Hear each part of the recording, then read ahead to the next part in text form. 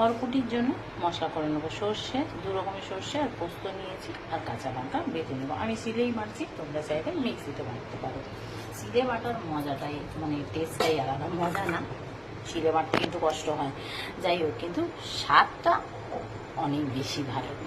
তো চলো আমি এটাকে শিলে বেটে নিচ্ছি।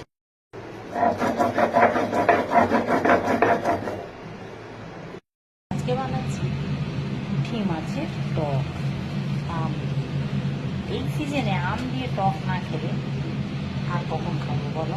আর আমার বেশ ভালো লাগে পুঁটি মাছের টকটা খেতে। আমি তো যাই হোক, মাছগুলো এরকম খুব সুন্দরভাবে, এর আগের দিন আমি ছোটো মাছ কীভাবে কাটতে হয় সেটা দেখিয়েছি। আমি এইভাবেই কাটি, পেট থেকে চিড়ে কাটি না, আমার ভালো লাগে না।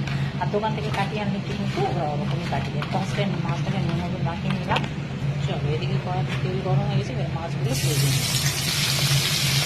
চলো মাছগুলো